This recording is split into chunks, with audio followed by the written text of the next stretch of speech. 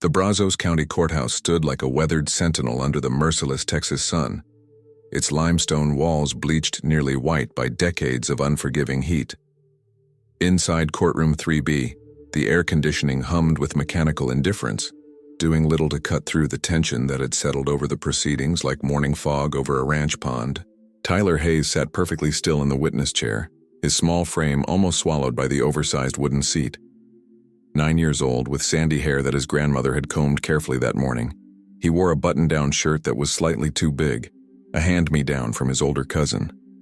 His hands rested flat on his thighs, fingers spread in a pattern only he understood.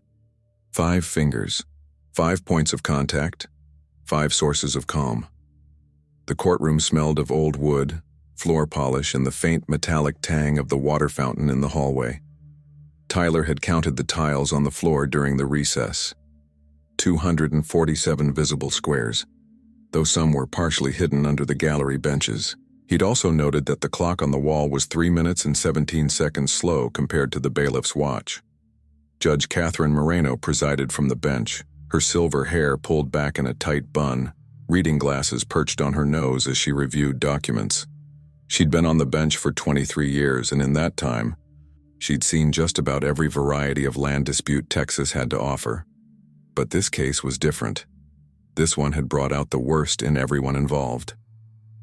Mr. Hayes, the attorney representing the Wildlife Conservation Coalition, began, his voice gentle. Can you tell the court again what you observed on the Dalton Ranch property on the morning of September 14th? Tyler didn't look at the attorney. He looked at a spot on the wall slightly above the man's left shoulder, a technique his therapist had taught him. Eye contact was difficult, like staring into headlights, but this worked. This he could manage. The fence was new, Tyler said, his voice soft but clear. Galvanized steel, 6 feet tall with posts every 8 feet. The concrete footings were still light gray, not weathered. The fence line ran exactly north-northeast to south-southwest, cutting through what used to be an open corridor. His grandmother, Martha Hayes, sat in the front row of the gallery, her weathered hands clasped tightly in her lap. She'd raised Tyler for the past 4 years, ever since his mother died and his father deployed overseas. She knew what it cost him to be here, to speak in front of strangers, to have all these eyes on him. And did you see anything else unusual about this fence? The attorney continued. Tyler nodded, still focused on his spot on the wall.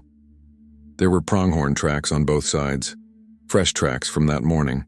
They'd tried to cross through where they always cross, but the fence stopped them. 17 different sets of tracks.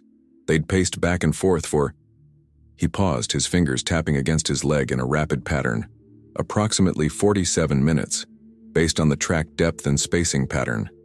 Then they turned back east. A ripple of murmuring went through the courtroom. Even Judge Moreno looked up from her papers. On the opposite side of the aisle, Marcus Dalton sat like a king holding court. At 56, he cut an imposing figure, 6'3", broad-shouldered, with silver hair swept back from a tanned face that spoke of generations of Texas sun. His suit probably cost more than Martha Hayes made in 3 months working at the diner. A Rolex Presidential gleamed on his wrist. The gold one, not the steel. He wanted everyone to know exactly who held power in this room. Beside him sat his legal team, 3 attorneys from Houston's most expensive firm, all sharp suits and sharper tactics. Behind them, 2 rows of supporters, other ranchers, business associates, men who saw this case as a dangerous precedent that could threaten their own operations. Marcus leaned back in his chair, a slight smirk playing at the corners of his mouth. He'd been listening to this child's testimony for 20 minutes now, and his patience was wearing thin. This was his courtroom, his county, his land. The idea that some 9-year-old boy could challenge his property rights was absurd. Mr. Hayes, the attorney continued, how can you be so certain about these details?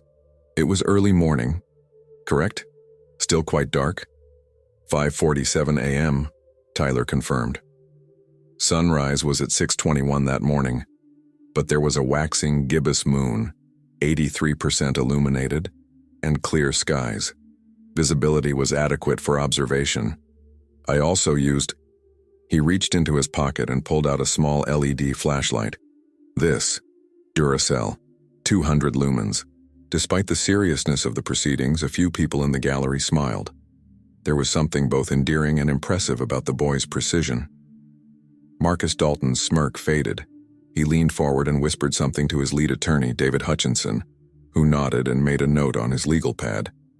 The Wildlife Coalition attorney smiled gently at Tyler. "Thank you. Now, can you explain to the court why this fence location is significant?" Tyler's fingers began their tapping pattern again. Thumb, index, middle ring, pinky ring, middle, index, thumb, a rhythm that soothed him. The Dalton Ranch fence blocks a historical pronghorn migration route that's been used for at least 73 years, based on survey maps and wildlife studies. Pronghorn can't jump high fences like deer can. They need to go under or around. This fence forces them to detour approximately 11.3 miles east, which adds, he paused, calculating, approximately 4 to 5 hours to their migration time. With females pregnant or nursing, that delay significantly increases mortality risk for fawns. Judge Moreno was writing notes now, her expression thoughtful. "And you know this how?" the attorney asked. "I read," Tyler said simply, "and I watched them.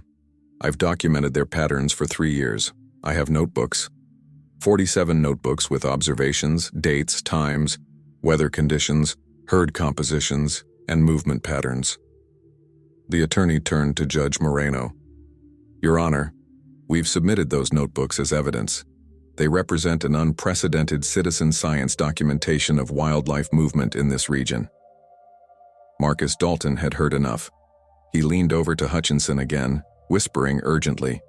Hutchinson nodded, then stood. "Your Honor, if I may cross-examine?" Judge Moreno glanced at the clock. "Proceed, Mr. Hutchinson." David Hutchinson stood, buttoning his suit jacket in a practiced motion. He was tall, lean, with the kind of face that had convinced many juries over the years.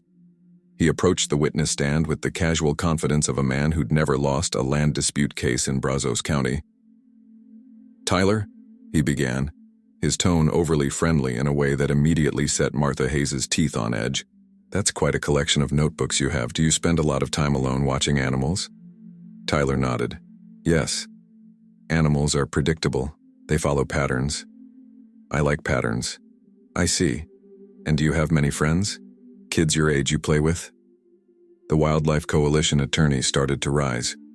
"Your Honor, relevance?" "I'm establishing the witness's social context, Your Honor," Hutchinson said smoothly. "It goes to credibility and interpretation." Judge Moreno frowned but nodded. "Proceed, but get to your point, counselor." Tyler's fingers were tapping faster now. "I have 2 friends, Caleb and Emma. They're in my resource class at school." "Resource class?" Hutchinson repeated as if he'd just discovered something significant. "That's special education, correct?" "Objection." The coalition attorney was on his feet. "Your Honor, this is irrelevant and inappropriate." "Mr. Hutchinson," Judge Moreno's voice carried a warning tone. "Where exactly are you going with this?" But Marcus Dalton was already enjoying himself. He could see where his attorney was heading and he approved. This boy, with his notebooks and his strange mannerisms and his counting, he wasn't credible. Any jury would see that. Any judge would see that. Hutchinson held up his hands in mock surrender. "Your Honor, I'm simply trying to understand the witness's ability to accurately interpret what he observed. Tyler, do you have a diagnosis? Something that affects how you perceive things?" The courtroom went very quiet. Tyler's hands had stopped tapping. They were now gripping the arms of the chair so tightly his knuckles were white. "I have autism spectrum disorder," he said, his voice smaller now. "Level 1, high functioning." "Ah," Hutchinson said, as if this explained everything. "And does that condition affect your perception? Your ability to understand social cues, context, the intentions of others?" "It affects how I process social information," Tyler said carefully, the words sounding rehearsed, probably something his therapist had taught him to say. "It doesn't affect my observational accuracy or memory. In fact, but you do see things differently than neurotypical people, correct?" Hutchinson pressed. Martha Hayes had tears in her eyes now. She wanted to stand up, to shout, to pull her grandson out of that chair and away from this cruel interrogation. But the coalition attorney had warned her, any disruption could hurt their case. "I process sensory information more intensely," Tyler admitted, "but my factual observations are more intensely." Hutchinson seized on the phrase. "So you might overreact to things, see patterns that aren't really there? Misinterpret situations?" "No, Your Honor." The coalition attorney was standing again, his face flushed with anger. "This is a shameful line of questioning that has nothing to do with the witness's testimony about fence placement and—" But Marcus Dalton couldn't contain himself any longer. The smirk had returned, wider now, more cruel. He leaned back in his chair and let out a short, sharp laugh that cut through the courtroom like a blade. Every head turned toward him. Judge Moreno's gaze snapped to the defendant's table. "Mr. Dalton, you will control yourself in my courtroom." But Marcus was riding high on his own arrogance now, fed by years of power, wealth, and getting exactly what he wanted. He stood up slowly, ignoring Hutchinson's urgent hand on his arm, trying to pull him back down. "Your Honor, with all due respect," Marcus said, his voice dripping with condescension. "Are we really going to let our legal system be influenced by the confused observations of a defective child?" The word hung in the air like a curse. Defective. Martha Hayes made a sound, half gasp, half sob. Tyler's hands began to shake. Judge Moreno's face went rigid with fury. "Mr. Dalton, you will sit down immediately and—" But Marcus was just getting started. He turned to face the gallery, playing to his supporters, his voice rising. "I've built an empire in this state. I employ 300 people. I contribute millions to this county's economy. And we're supposed to believe the testimony of a boy who can't even look people in the eye? Who sits in special ed classes? Who talks to animals like some kind of—" "Enough!" Judge Moreno's voice cracked like thunder. She was standing now, her face flushed. "Mr. Dalton, you are in contempt of—" But the damage was done. Tyler had withdrawn completely, his head down, his whole body trembling. Martha was openly crying. The coalition attorney was shouting objections. Marcus's own legal team looked horrified, knowing their client had just committed professional suicide. And then, in that moment of chaos, the courtroom doors opened. The sound of boots on tile cut through the noise. Steady, measured, military-precise footsteps. Every person in that courtroom turned to look. The man who entered was tall and lean, wearing desert combat boots, tactical pants, and a simple green t-shirt that revealed arms marked with the kind of scars that came from real combat, not bar fights. His hair was cut high and tight, his jaw shadowed with a few days of stubble. His eyes, the same sandy brown as Tyler's, swept across the courtroom with the practiced assessment of someone trained to evaluate threats and neutralize them. He wore no rank insignia, but everything about his bearing screamed military. And when his gaze finally landed on Marcus Dalton, the temperature in the room seemed to drop 10 degrees. "Dad?" Tyler's voice was barely a whisper, but in the stunned silence everyone heard it. Colonel Ethan Hayes had come home, and Marcus Dalton's nightmare had just begun. Ethan Hayes moved through the courtroom with the controlled precision of a man who'd spent the last 4 years making life-or-death decisions in places most Americans couldn't find on a map. Every eye tracked him as he walked down the center aisle, his boots clicking against the tile with metronomic regularity. He carried a weathered canvas messenger bag over one shoulder and a manila envelope in his right hand. Tyler's entire body had gone rigid in the witness chair, his eyes locked on his father, with an expression somewhere between disbelief and desperate hope. 4 years. Tyler had been 5 years old the last time he'd seen Ethan in person, a kindergartner who still believed his dad was invincible, who didn't yet understand words like deployment or classified or indefinite. Martha Hayes had both hands pressed to her mouth, tears streaming freely now. She'd gotten the call 3 days ago. Cryptic, brief, just enough to know he was stateside and coming home, but she hadn't told Tyler. Couldn't bear to, not if something went wrong, not if he got delayed again. The boy had already had his heart broken too many times. Judge Moreno was the first to recover her composure. She'd been a military wife herself back before law school. before her husband died in Desert Storm. She recognized the look in Ethan's eyes, the 1,000-yard stare that never quite went away, the controlled tension of someone who'd learned to sleep light and wake ready. "Sir," she said, her voice cutting through the stunned silence. "This is a closed proceeding. I'll need you to identify yourself and state your business before—" "Colonel Ethan Hayes, United States Army Special Forces," Ethan said, his voice carrying the quiet authority of someone who'd commanded men in combat. He didn't stop walking until he reached the barrier separating the gallery from the well of the court. "I'm Tyler's father. I apologize for the interruption, Your Honor, but I was informed that my son was testifying today and I have evidence relevant to these proceedings." Marcus Dalton had gone very pale. He'd been standing when Ethan entered, still riding the high of his own cruelty. Now he sank slowly back into his chair, his hands gripping the armrests. Something in Ethan Hayes' eyes, something cold and absolutely certain, had penetrated even Marcus's armor of arrogance. David Hutchinson cleared his throat, trying to regain control. "Your Honor, this is highly irregular. We're in the middle of cross-examination and this man has no standing to—" "This man," Ethan interrupted, his gaze never leaving Marcus, "just heard you and your client mock my son's disability in open court. So you'll forgive me if I'm not particularly concerned about procedure right now." The coalition attorney saw an opportunity and seized it. "Your Honor, Colonel Hayes was listed on our witness list, though we believed him to be overseas and unavailable. If he has relevant testimony and evidence, we request the court hear it." Judge Moreno studied Ethan for a long moment. She'd spent enough time around military men to recognize the real deal when she saw it. This wasn't some weekend warrior or desk jockey. This was someone who'd seen things, done things, carried burdens that left permanent marks. "Approach the bench," she said finally.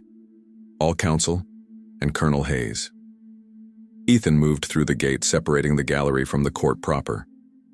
As he passed Tyler's witness chair, he paused for just a moment. His hand came to rest on his son's shoulder, a brief touch, barely 3 seconds. But Tyler's entire body seemed to decompress at the contact. The trembling stopped. The color returned to his face. "I'm here now, buddy," Ethan said quietly. "I've got you." Tyler nodded, unable to speak, but his hands had stopped their anxious tapping. His dad was here. His dad was home. Everything was going to be okay. At the bench, Judge Moreno leaned forward, her voice low enough that the gallery couldn't hear.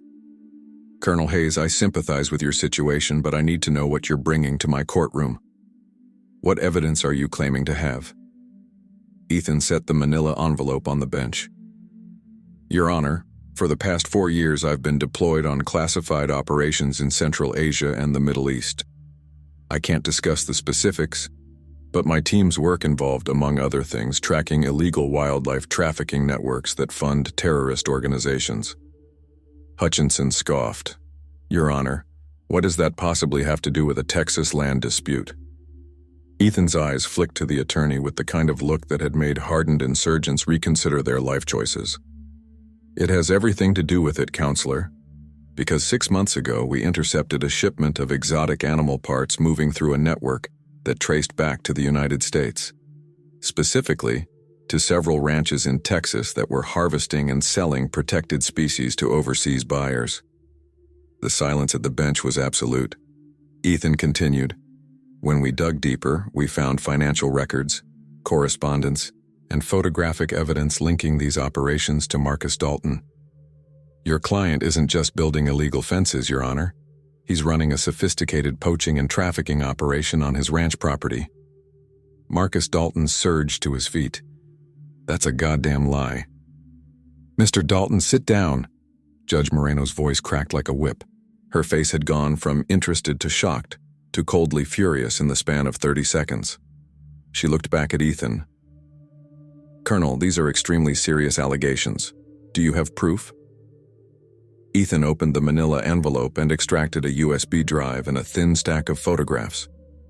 Digital files on the drive, financial transactions, emails, shipping manifests, all verified by Army intelligence and turned over to the FBI 3 weeks ago.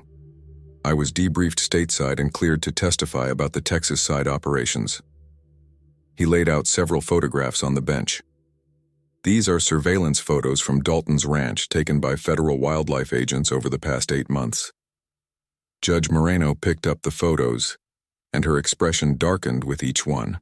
Hutchinson tried to look, but Ethan's hand came down firmly on the attorney's wrist. "You'll see them when the court decides you can see them, counselor," Ethan said quietly. The threat in his voice was subtle, but unmistakable. Judge Moreno studied the photos for a full minute. When she finally looked up, her face was grim. "These show animal carcasses, protected species, on Dalton property." "Yes, Your Honor. Pronghorn primarily, but also mule deer, golden eagles, and several other species protected under federal and state law. Dalton's operation wasn't just about ranching. He was running trophy hunts for high-paying clients and harvesting specific animal parts for sale to overseas markets. The fence Tyler testified about wasn't meant to keep wildlife out. It was meant to funnel them into specific areas where they could be more easily hunted and harvested. The coalition attorney looked like Christmas had come early.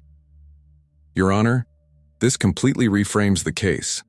If Dalton was deliberately manipulating wildlife patterns for illegal purposes—" "We need to see this evidence," Hutchinson interrupted, his voice strained. "This is ambush testimony, presented without proper discovery." "Discovery?" Ethan's voice went dangerously soft. "Your client just called my 9-year-old son defective in open court. You want to talk about proper procedure?" Judge Moreno held up a hand. "Everyone, calm down. Colonel Hayes, did you coordinate this testimony with the Wildlife Coalition?" "No, Your Honor. I arrived in Texas yesterday, was debriefed by my mother about the case, and drove straight here this morning. The FBI has the complete evidence package. I'm simply offering to testify about what I know and what I've seen." Judge Moreno sat back in her chair, her mind working through the legal implications. This case had just exploded from a simple land use dispute into a potential federal criminal investigation. She looked out at the courtroom, at Tyler still sitting in the witness chair, looking at his father with undisguised awe, at Martha Hayes, crying tears of relief and pride, at Marcus Dalton, whose face had gone from pale to red to pale again, his expensive attorneys clustered around him in urgent whispered conference. "Here's what's going to happen," Judge Moreno said finally. "We're taking a 30-minute recess.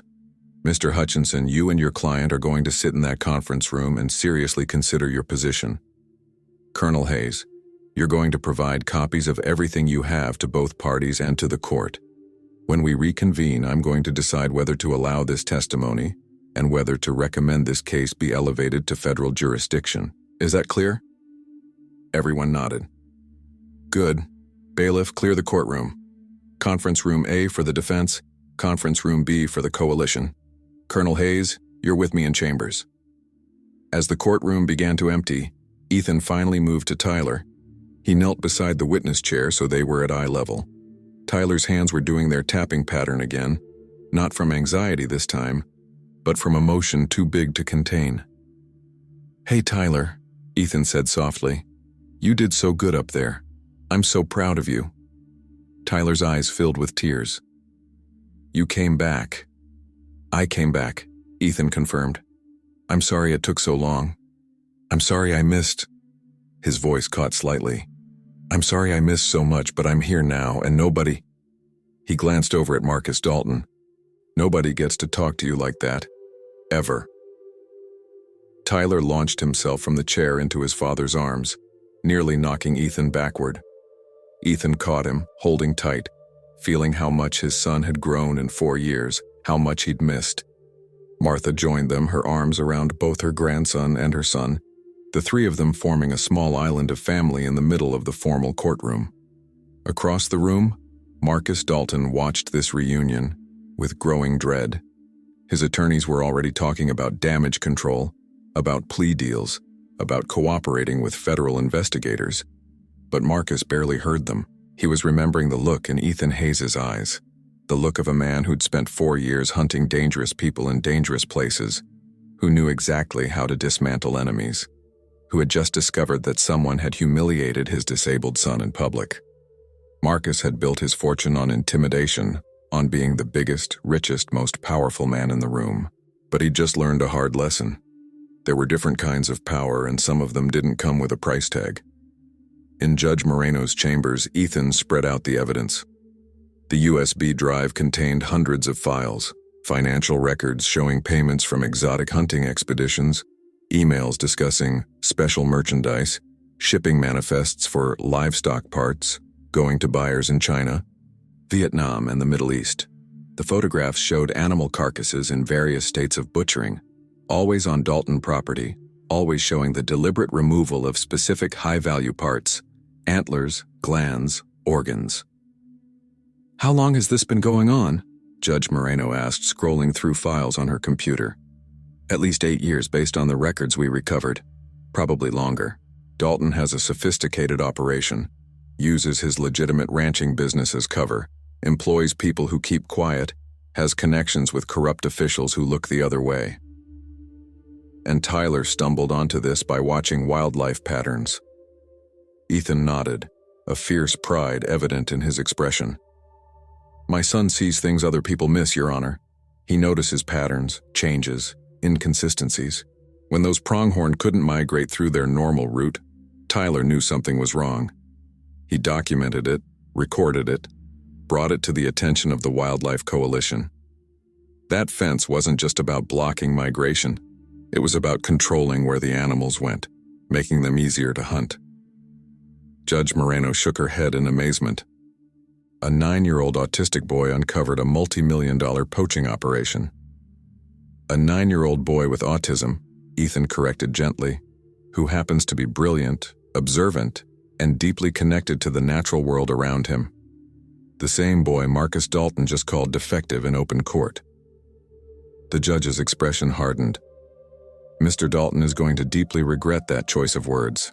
When the court reconvened 30 minutes later, the atmosphere had completely shifted. Marcus Dalton sat hunched at the defense table, his earlier swagger entirely gone. His attorneys wore the grim expressions of men who knew they were defending the indefensible. Word had already leaked to the gallery. Reporters were making phone calls, typing furiously on laptops. This wasn't just a land dispute anymore, this was a major scandal. Judge Moreno took the bench and surveyed the courtroom with cold authority. After reviewing Colonel Hayes's evidence and consulting with both parties, I'm making several rulings. First, I'm allowing Colonel Hayes to testify.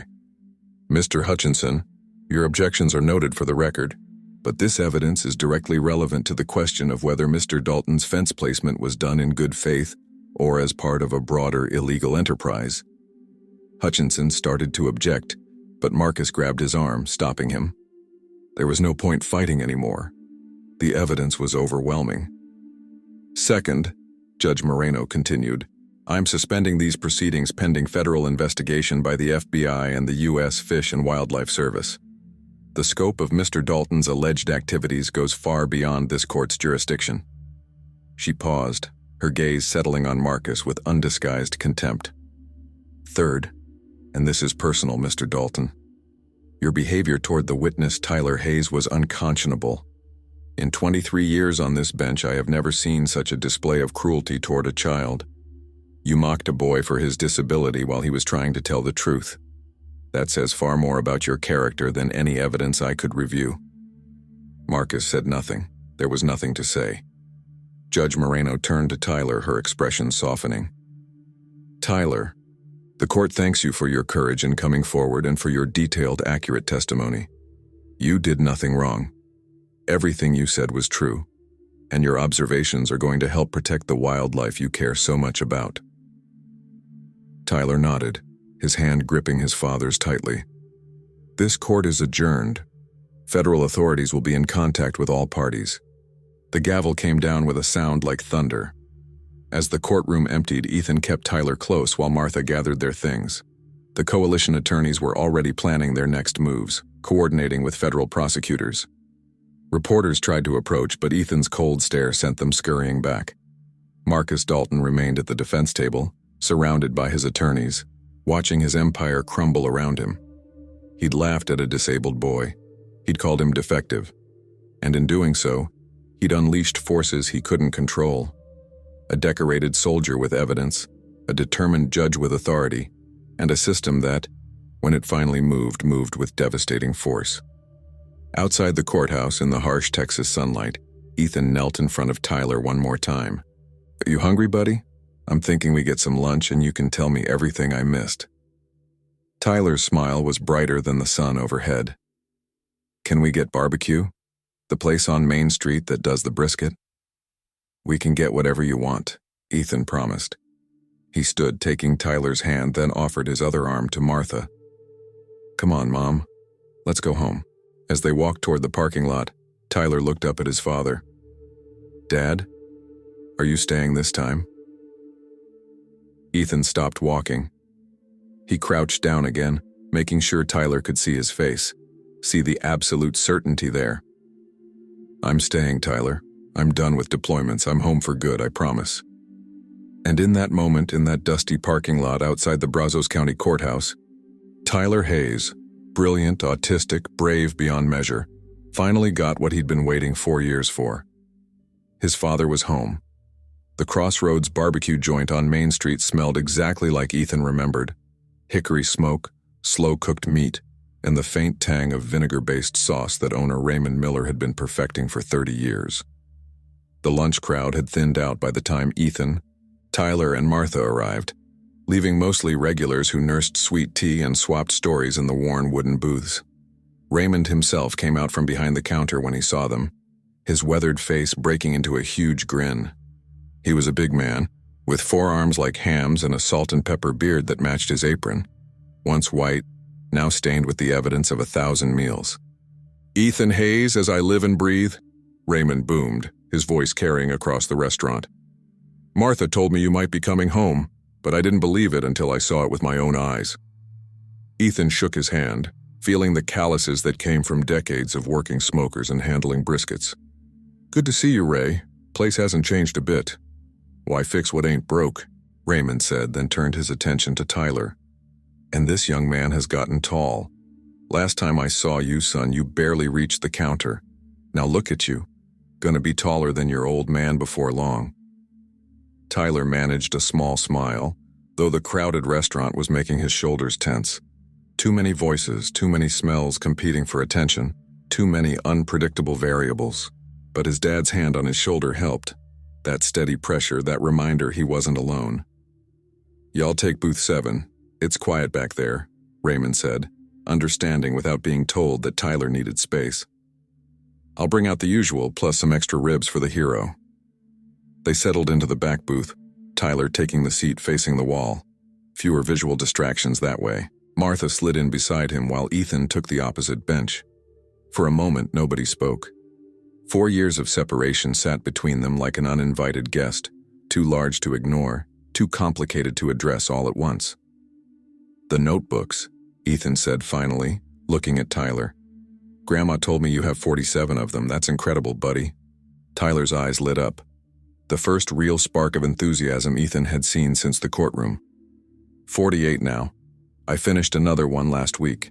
I document migration patterns, feeding behaviors, territorial disputes, mating displays, seasonal variations. He was talking faster now, his hands moving to illustrate points, and I cross-reference everything with weather data, moon phases, and temperature fluctuations. "Show me," Ethan said simply. Tyler pulled out his current notebook from his backpack, a composition book with a cover that showed wear from constant handling. The pages were filled with neat, precise handwriting, accompanied by detailed sketches of animals, maps of movement patterns, and charts tracking various observations over time. Every entry was dated, timed, and annotated with environmental conditions. Ethan studied the pages with genuine interest. He'd spent years tracking human targets across hostile terrain, reading signs that others missed, building patterns from scattered data. What Tyler was doing wasn't so different, just a different kind of intelligence gathering, a different kind of target. "This is professional-grade field research, Tyler," Ethan said, turning pages carefully. "Wildlife biologists with PhDs would be impressed by this level of documentation." Tyler ducked his head, but Ethan could see the pride in his expression. "The coalition people said the same thing. They want to use my data in their environmental impact studies, they said. He paused, making sure he got the quote exactly right. They said my observations provide baseline data that's invaluable for understanding ecosystem disruption. Martha reached over and squeezed Tyler's hand. She'd watched him work on these notebooks for 3 years, had driven him out to observation sites at dawn, had made sure he had fresh batteries for his flashlight and warm clothes for cold mornings. She'd known the work was important, but hearing it validated by professionals, by his father, made all those early mornings worth it. Raymond arrived with food, brisket that fell apart at the touch of a fork, ribs with bark so perfect it crackled, mac and cheese that was more cheese than mac, and coleslaw that provided the only vegetable content in the meal. He set sweet tea in front of each of them and winked at Tyler. Extra pickle spear for the young scientist, and he said, knowing it was Tyler's favorite part. As they ate, Ethan told them what he could about the investigation. Most of the operational details remained classified, but the Texas connection he could discuss. We'd been tracking an organization that smuggled wildlife parts through Central Asia into Middle Eastern markets, Ethan explained, keeping his voice low so other diners couldn't overhear. Exotic animal components are worth huge money in certain markets: traditional medicine, status symbols, luxury goods. We thought it was all coming from Asia and Africa, but then we intercepted a shipment that had paperwork traceable to American sources. That's when you found Dalton, Martha said. Ethan nodded. Took months to build the case. Had to coordinate with FBI, Fish and Wildlife, even Homeland Security. Dalton was smart.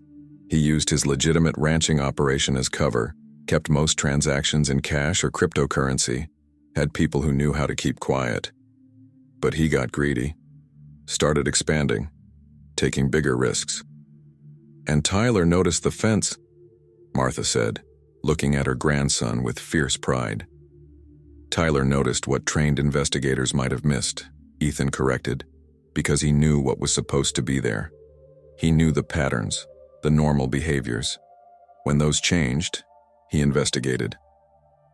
Tyler was working methodically through his brisket, cutting it into precise pieces, eating them in order from smallest to largest. The routine was soothing, predictable. I didn't know it was illegal, he said quietly. I just knew it was wrong. The animals needed that migration route. Mr. Dalton was hurting them on purpose. You were right, Ethan said firmly. What he did was wrong. What he said to you today was wrong, and he's going to pay for both. Will he go to jail? Tyler asked. Probably. The federal charges alone carry serious time: illegal trafficking of protected species, conspiracy, operating an illegal enterprise, plus whatever state charges the district attorney files. Dalton's looking at 20 years minimum, possibly more. Martha shook her head in disbelief. All that money, all that power, and he threw it away for what? More money he didn't need? Pride, Ethan said. Arrogance. Dalton got used to thinking he was untouchable, that rules didn't apply to him. Men like that always make mistakes eventually. They can't help themselves. The bell over the door chimed, and several people entered, locals by the look of them. Ranch hands still in work clothes, dust on their boots. They spotted Ethan and approached the booth, respectful but determined. Colonel Hayes. The speaker was a man in his 50s, lean and weathered, with a face that had seen plenty of Texas sun. Name's Tom Brennan. I worked for Dalton Ranch. Me and the boys here, we wanted to say something. Ethan tensed slightly, ready for confrontation, but the man's body language was submissive, almost apologetic. We didn't know, Tom continued, his voice rough with emotion. About the poaching, the trafficking, none of it.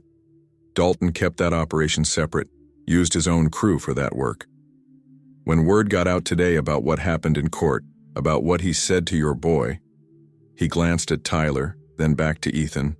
A lot of us quit on the spot. Won't work for a man like that, won't be associated with it. The other men nodded agreement. One of them, younger, spoke up. My little brother has autism. He's a good kid, just like yours. What Dalton said, how he acted, that ain't right. That ain't Texas. Ethan felt some of the tension leave his shoulders. I appreciate you men saying that. Takes courage to walk away from a paycheck. Courage is what your boy showed today, Tom said, looking at Tyler with obvious respect. Standing up there, telling the truth even when that rich bastard tried to tear him down. That's real courage. He struggled for words. That's the kind of person we should all aspire to be. Tyler had gone very still, his fork suspended halfway to his mouth. He wasn't used to praise from strangers, wasn't used to being called courageous. His eyes found his father's, seeking confirmation that this was real, that these men meant what they said. Ethan nodded slightly. It was real. Tyler had done something extraordinary, and people recognized it. Tom reached into his pocket and pulled out a business card, setting it on the table. If you folks need anything, testimony about ranch operations, information about Dalton's business practices, whatever, you call me. A lot of us former employees want to help make this right. Thank you, Martha said, her voice thick with emotion. That means more than you know. After the men left, the three of them finished their meal in comfortable silence. The food was perfect, the company was better, and for the first time in 4 years, Martha felt like her family might actually be whole again. Raymond brought out peach cobbler, on the house, he insisted, and sat down at the booth with them for a moment. Whole town's talking about what happened in court, he said, keeping his voice low. Dalton's always been a big shot around here, throwing his weight around, expecting everyone to bow and scrape. But what he did today, mocking a child. Raymond shook his head in disgust. That crossed a line. He's got no friends left in Brazos County, I can tell you that. Good, Ethan said flatly. He shouldn't have any. Raymond looked at Tyler, who was carefully eating his cobbler, scraping every last bit of peach filling from the bowl. Son, you did a brave thing today. My granddaughter, she's got something called dyslexia, makes reading hard for her. Kids used to tease her something fierce. But you know what she does now? She helps other kids who struggle with reading. Turns her challenge into something positive. He paused, choosing his words carefully. What I'm saying is, the world needs people like you. People who see things different, who notice what others miss. Don't you ever let anyone make you feel less than what you are. Tyler looked up, meeting Raymond's eyes for just a moment. A huge effort, but one worth making. Thank you, Mr. Miller. After lunch, they drove to Martha's house.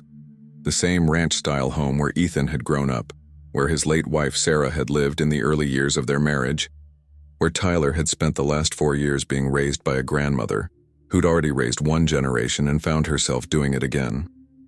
The house was exactly as Ethan remembered, down to the wind chime on the front porch and the flower beds Martha kept meticulously weeded. Tyler's bicycle leaned against the garage, and through the window, Ethan could see the dining room table covered with notebooks, Tyler's research station. Inside, Tyler immediately went to his room, needing some quiet time to process the overwhelming events of the day. Ethan and Martha sat in the living room, drinking coffee, the afternoon sun slanting through the windows. He's doing better than I expected, Ethan said, watching the hallway where Tyler had disappeared. He has good days and hard days, Martha replied. The therapy helps. School has been challenging. Some kids don't understand why he's different, and you know how cruel children can be. But he has his 2 friends, Caleb and Emma, and they look out for each other. I should have been here, Ethan said, the guilt evident in his voice. Martha reached over and took his hand. You were serving your country, doing important work. Tyler understands that. He's proud of you. He shouldn't have had to stand up in that courtroom alone. He wasn't alone. I was there. The coalition attorneys were there. And he did it, Ethan. He testified, he told the truth, he didn't back down even when Dalton tried to intimidate him. That's your son. That's Sarah's son. He's stronger than either of us gave him credit for. Ethan's jaw tightened at the mention of his late wife. Sarah had died when Tyler was 5. An aneurysm, sudden and devastating. No warning, no chance to say goodbye. Ethan had been deployed when it happened, had barely made it home for the funeral. And then he'd deployed again, leaving Tyler with Martha, because the mission was critical, because his team needed him, because he didn't know how to be a single father to a special needs child while carrying his own grief. I'm done deploying, Ethan said firmly. I told Tyler, and I'm telling you, I'm processing out of active duty. I'll still be reserves, but no more overseas assignments, no more classified missions. I'm staying here, being Tyler's father, being present. What will you do? Martha asked practically. For work, I mean. I've got my pension, and I've been offered a position with a private security consulting firm, mostly training, some protective services for high-profile clients. But it's all stateside, and I can set my own schedule. I'll be here for Tyler, for school events, for doctor's appointments, for everything I missed. Martha's eyes filled with tears. He needs you, Ethan. These past 4 years, he's needed his father. I know, and I'm here now. I'm not leaving again. A soft knock on Tyler's doorframe made them both turn. Tyler stood in the hallway holding one of his notebooks, his expression uncertain. Dad, can I show you something? Of course, buddy. Tyler led him outside to the backyard, where a small observation blind had been set up near the fence line. Just a camouflaged tent with a viewing window facing the open ranch land beyond. Inside were a camping chair, binoculars, a spotting scope, and several more notebooks stacked neatly in a plastic bin. This is my station, Tyler explained. I come out here most mornings before school. The pronghorn herd moves through around dawn, and there's a golden eagle pair that nests about 2 miles north. I've been documenting their hunting patterns. Ethan settled into the chair, looking through the spotting scope. The view was spectacular. Miles of open range, hills in the distance, the kind of big Texas sky that made you feel small and significant all at once. This is a great setup, Ethan said. Professional quality. Tyler stood beside him, pointing out landmarks. That's where the pronghorn usually appear. That cluster of mesquite is where the coyotes den. And see that rise? That's the boundary of Dalton's property. The fence I testified about is just beyond that ridge. Ethan studied the landscape through the scope, seeing it through his son's eyes. Not just land, but a living ecosystem, a complex web of relationships and patterns. Tyler didn't just watch animals. He understood them, connected with them in ways most people never would. Tyler, Ethan said, lowering the scope. What Dalton said today in court about you being defective, you know that's not true, right? Tyler was quiet for a moment, his fingers doing their familiar tapping pattern. Kids at school say things sometimes, mean things, about how I'm weird, how I don't fit in. I know. People fear what they don't understand, and they hurt what they fear. But being different isn't being defective. You see the world in ways other people can't. You notice details, patterns, connections. That's not a deficit, that's a gift. It doesn't feel like a gift when I can't look people in the eye, or when loud noises hurt, or when I don't understand why everyone's laughing at something. Ethan turned to face his son fully. You know what I learned in Special Forces? That different skills matter in different situations. In combat, I didn't need someone who could make small talk at parties. I needed someone who could spot threats others missed, who could remember complex operational details, who could stay calm and focused when everything was chaos. The guys I served with, the best operators, a lot of them would probably be diagnosed with something if they got tested. ADHD, OCD, autism spectrum. But in the field, those traits made them exceptional. Tyler looked up, hope flickering in his eyes. Really? Really? One of my team sergeants, guy named Marcus, different Marcus, good guy, he had what the Army called hypervigilance. Civilian doctors might call it anxiety disorder. But in hostile territory, his ability to notice every detail, to never relax, to always be scanning for threats, that saved our lives more than once. Ethan put his hand on Tyler's shoulder. Your brain works differently, Tyler. That makes some things harder, but it makes other things possible that neurotypical people can't do. You documented wildlife patterns with scientific precision. You uncovered a criminal operation. You stood up in court and told the truth under pressure. That's not defective. That's exceptional. Tyler was crying now, but the good kind of tears, the releasing kind. He leaned against his father, and Ethan wrapped him in a hug. holding tight while 4 years of loneliness and fear and determination finally found an outlet. "I'm proud of you, son," Ethan said quietly. "Your mother would be so proud of you.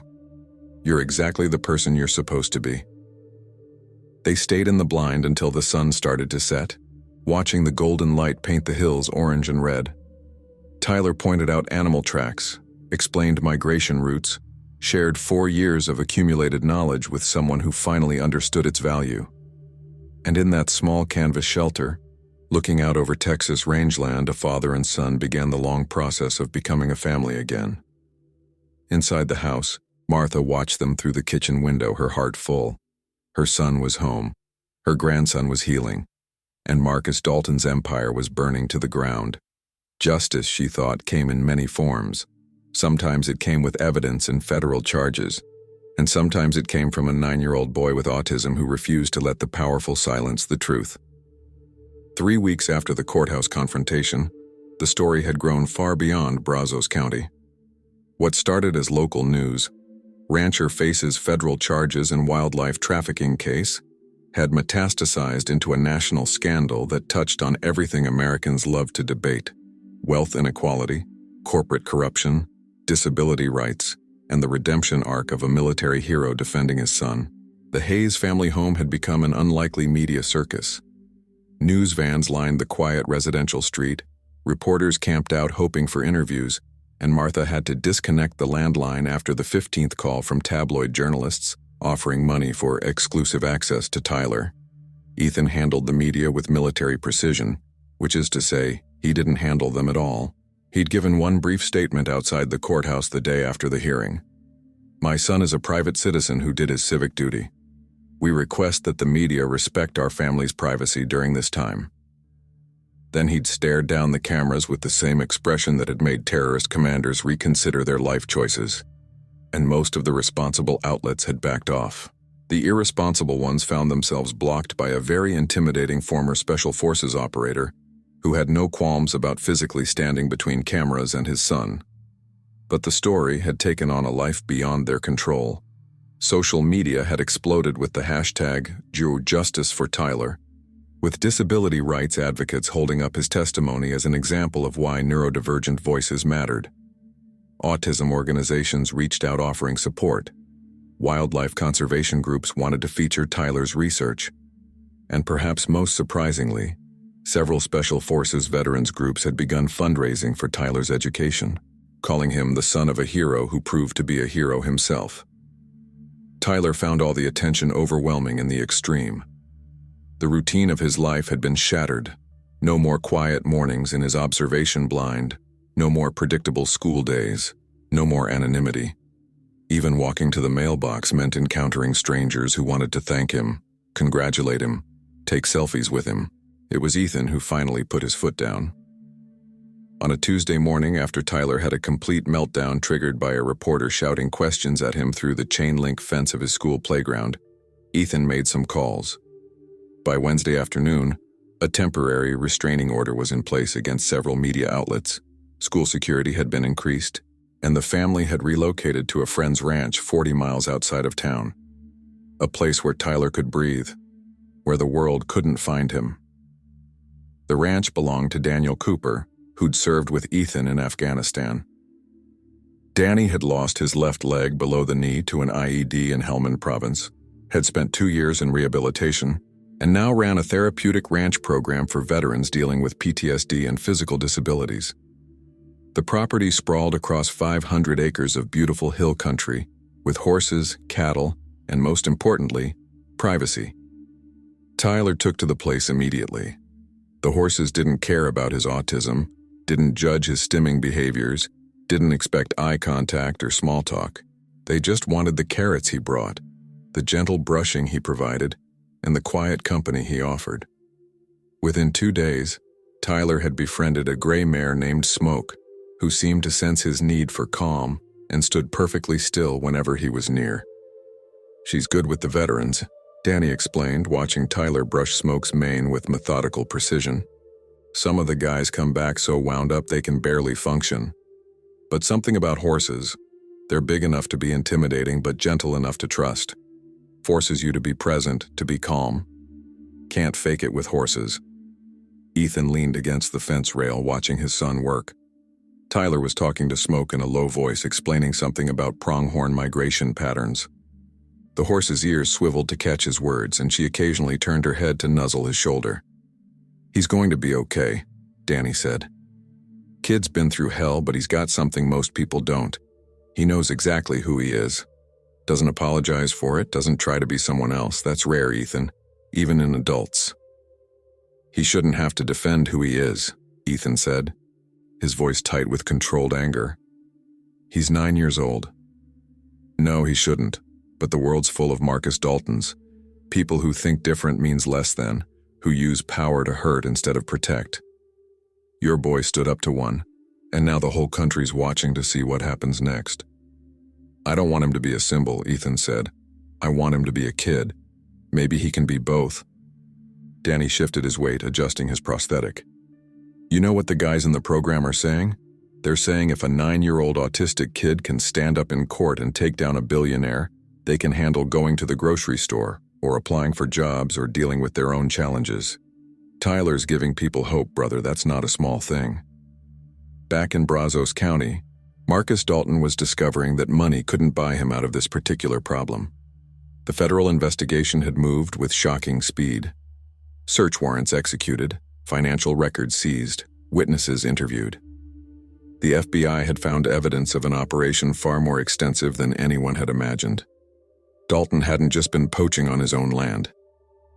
He'd been coordinating with other wealthy landowners across 3 states, creating an underground network for illegal hunting expeditions. Clients paid up to $50,000 for the privilege of hunting protected species. The animal parts were then sold to overseas buyers for traditional medicine markets, with some specimens going to private collectors willing to pay premium prices for exotic trophies. The whole operation had generated an estimated $40 million over 8 years. David Hutchinson, Dalton's lead attorney, had already withdrawn from the case. The remaining legal team was scrambling to negotiate a plea deal, but federal prosecutors weren't interested. They wanted to make an example, to send a message that wealth wouldn't shield criminals from consequences. Dalton's business empire was collapsing around him. Investors were pulling out, banks were calling loans, business partners were distancing themselves. The Dalton name, once synonymous with success and power in Texas, had become toxic overnight. In his mansion on the outskirts of town, Marcus sat in his study surrounded by mounted animal heads and expensive artwork, drinking scotch at 3 p.m. and watching his world burn on a dozen different news channels. Every station was running the story. Every commentary segment was dissecting his downfall, and every single one featured that moment in the courtroom, his cruel laugh, his vicious words, Tyler's small frame in the witness chair. Defective, he'd called the boy.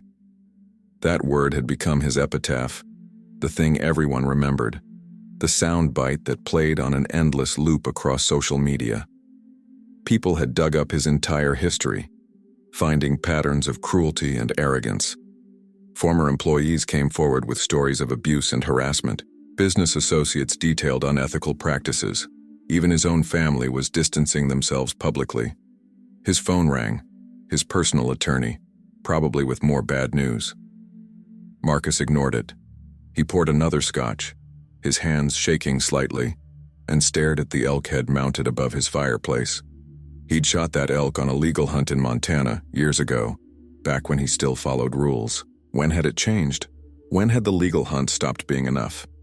When had he decided that laws were for other people, that his wealth and position meant he could do whatever he wanted?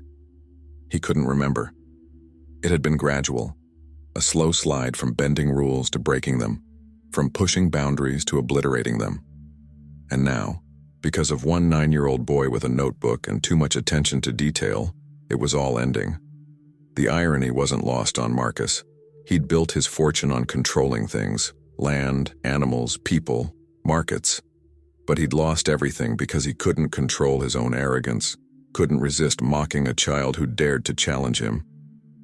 Across town, in the offices of the Wildlife Conservation Coalition, Sarah Chen was coordinating what had become an unprecedented conservation effort. Tyler's notebooks, all 48 of them, had been digitized and were being analyzed by wildlife biologists from 3 universities.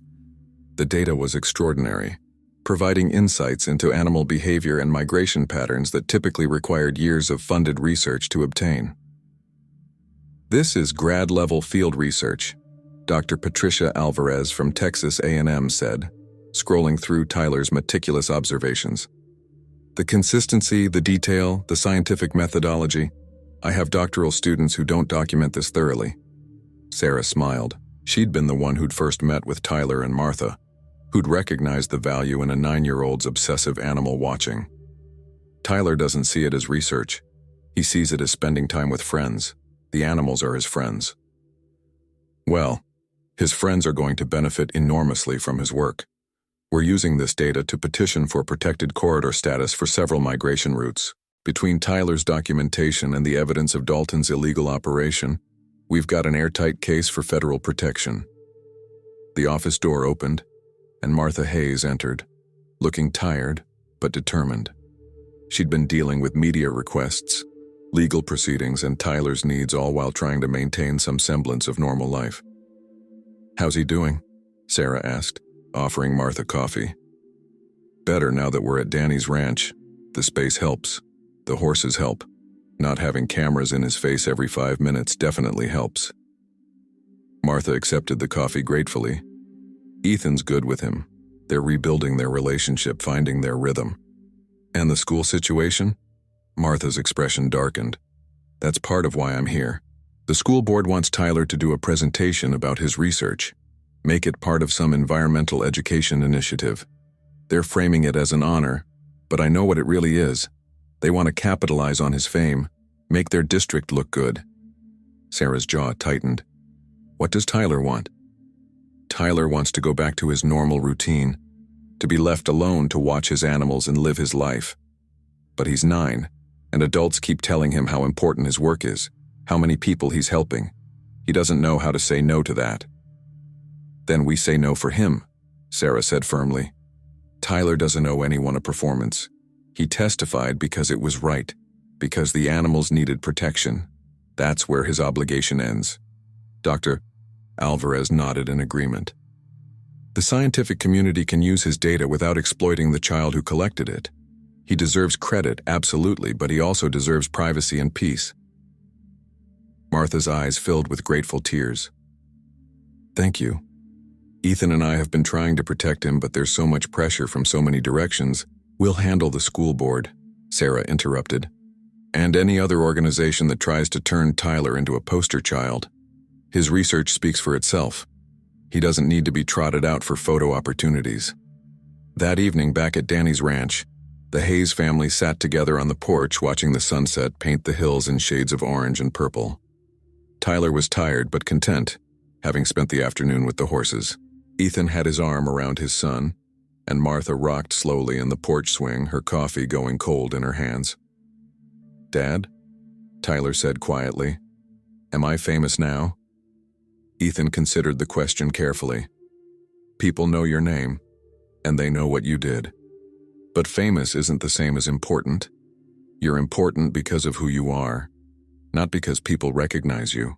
I don't like people recognizing me. It makes everything complicated." "I know, buddy. And we're working on making that better. Mom, Grandma, met with some people today who are going to help protect your privacy. No more presentations, no more interviews, unless you specifically want to do them." "I don't want to do them," Tyler said immediately. "I just want to watch the animals, and spend time with Smoke, and be with you." "Then that's what we'll do," Ethan promised. "The media circus will die down eventually. People will move on to the next story, and we'll still be here, living our lives, doing our thing." "What about Mr. Dalton? Will he go to jail?" "Probably. The evidence is pretty overwhelming. He made a lot of bad choices, hurt a lot of animals, and then he hurt you. The law takes all of that seriously." Tyler was quiet for a moment, processing. "I don't hate him," he said finally.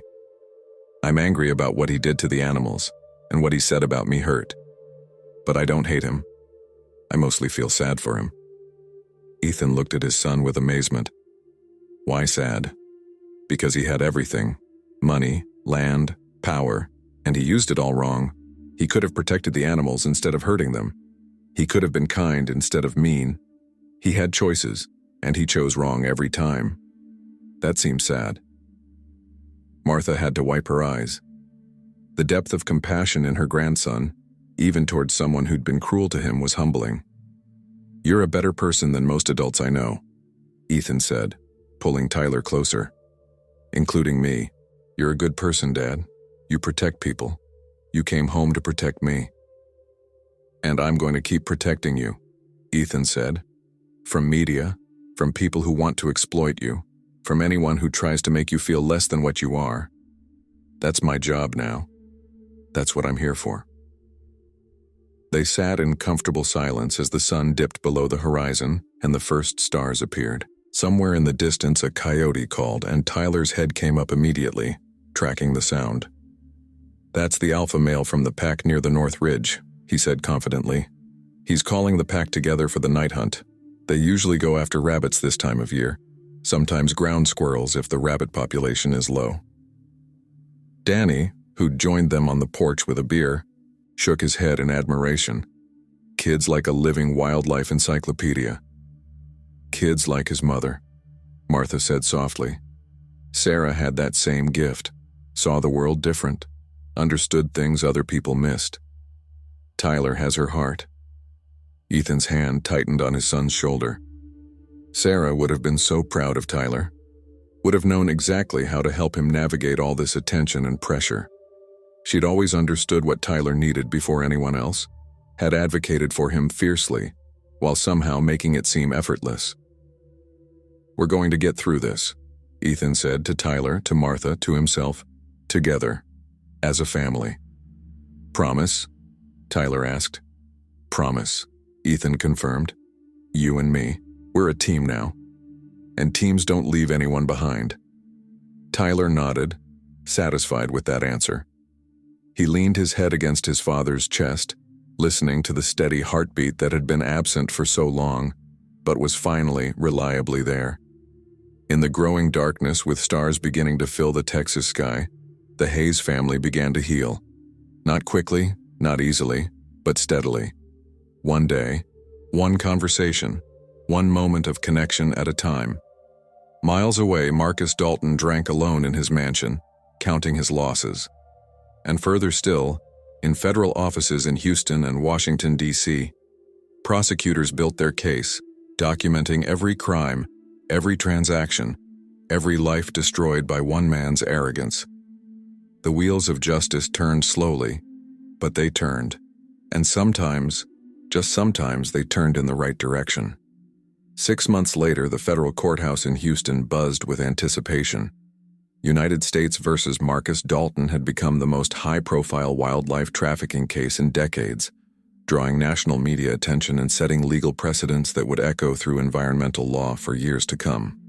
Ethan sat in the gallery beside Martha, both dressed formally for the occasion. Tyler was not present.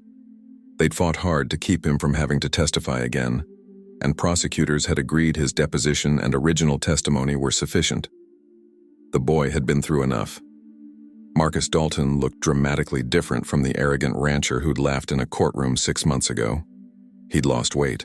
His expensive suit hung slightly loose on his frame, and his face carried the gray pallor of someone who hadn't slept well in months. His new legal team, his fourth since the indictment, sat beside him with the grim expressions of lawyers who knew they were fighting a losing battle. The prosecution's case was devastating. Financial records proved millions in illegal transactions. Surveillance footage showed protected species being butchered on Dalton property. Testimony from former employees detailed the operation's scope. And perhaps most damaging, the evidence Ethan had brought from his military investigation connected Dalton to international trafficking networks that funded terrorism. Assistant Prosecutor Jennifer Morrison delivered the opening statement with precise, controlled fury. Marcus Dalton believed himself above the law. He believed his wealth, his position, and his power made him untouchable. And when a 9-year-old boy with autism dared to document his crimes, Mr. Dalton's response was not contrition, not concern, it was cruelty. He mocked that child in open court, called him defective, tried to destroy his credibility based solely on his disability. She paused, letting that sink in with the jury. But Tyler Hayes was right. His observations were accurate. His testimony was truthful. And his courage in standing up to a man like Marcus Dalton has led us here today, to hold accountable someone who thought consequences were for other people. The trial lasted 3 weeks. Witness after witness detailed Dalton's operation. Wildlife biologists explained the ecological damage. Federal agents described the international trafficking connections. Former employees broke down in tears describing things they'd been forced to do or witness. Through it all, Marcus sat stone-faced at the defense table, his empire and reputation in ashes around him. On the final day, the prosecution played video from the original courthouse hearing. Marcus's laugh, his cruel words, Tyler's small voice responding with quiet dignity. Several jurors wiped their eyes. The judge's expression remained carefully neutral, but her knuckles were white as she gripped her pen. The jury deliberated for 4 hours, guilty on all counts. 43 separate federal charges: conspiracy, illegal wildlife trafficking, money laundering, operating a criminal enterprise, and a dozen environmental violations. The sentencing hearing was scheduled for 2 months later, but legal experts were already predicting Marcus Dalton would spend at least 25 years in federal prison. Outside the courthouse, Ethan gave a brief statement to the gathered media. Justice has been served today, not just for my son, but for every animal that was killed illegally, every ecosystem that was damaged, and every person who believes that wealth and power shouldn't place you above the law. Tyler did something incredibly brave 6 months ago. He told the truth when it was hard, when he was scared, when powerful people tried to silence him. Today's verdict validates that courage. A reporter called out, "Will Tyler be making a statement?" Ethan tells the press that all his son Tyler deserves now is peace, to just be a child again and enjoy the animals he loves. Back home, Tyler quietly returns to observing wildlife, focused on a fox family he has been studying. Ethan joins him and realizes that, while the world is still caught up in the trial and Marcus Dalton's punishment, Tyler has already moved on. His mission was never revenge, it was protection. The migration corridors are now safe, and that's what mattered to him. 2 years later, Tyler stands at the Texas state capitol as lawmakers sign a major conservation bill inspired by his testimony. Nervous but determined, he explains that he only acted because the animals needed help, reminding everyone that courage can come from simply doing what's right. The governor thanks him personally, and Ethan watches his son with overwhelming pride. Life returns to normal for the Hayes family. Simple dinners, ranch life, notebooks full of wildlife observations. One night, Tyler wonders aloud whether Dalton ever understood the harm he caused. Ethan admits some people never do, and that such a life must be lonely. Tyler is grateful for his reunited family and the chance to help animals, his true calling. Meanwhile, Dalton serves his sentence as his empire collapses. Protected migration routes keep the pronghorn and other species safe. And Tyler, a boy once underestimated, continues documenting the natural world, his quiet determination having changed the law and given a voice to creatures who have none. Sometimes justice isn't loud or vengeful. Sometimes it's a child watching foxes at sunset, refusing to stay silent.